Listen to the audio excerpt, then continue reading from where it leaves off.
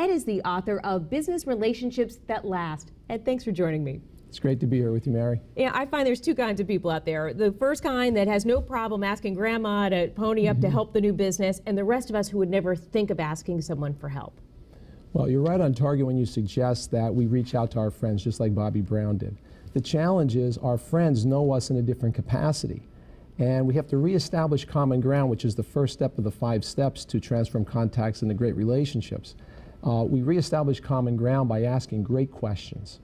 They don't want to hear about our business ideas. They want to know whether we're credible. And that's how we start to build trust, right? Exactly. The second step is displaying integrity and trust.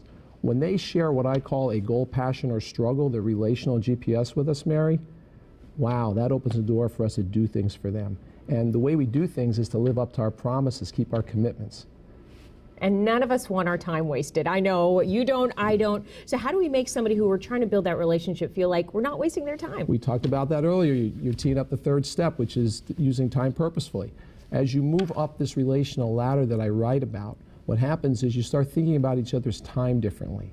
And it's not a cost. It's like, hey, I want to spend time with Mary. Value comes from our discussions with Mary.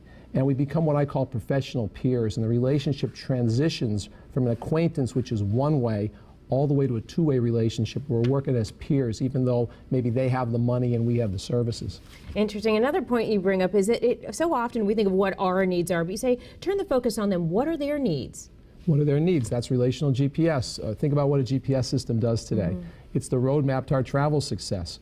Well, when a client, a colleague, a friend shares a goal, a passion, something they care deeply about, or a struggle with us, they're opening up, they're looking for our help, and guess what? The fourth rung of the ladder is offering help. And it really is important to do that step, because the next thing, of course, is asking for help ourselves. But you really can't expect to get the buy-in unless you've done those other steps. Exactly. Asking for help is where authenticity comes in. It's the bravest of the qualities, in that here's where we say we don't know. And we say, I'm really struggling with this. We put our egos aside, we ask for help, and guess what? When you've gone through all those steps, you generally get the help. Great tips, Ed. Thanks for coming in. Thank you, Mary.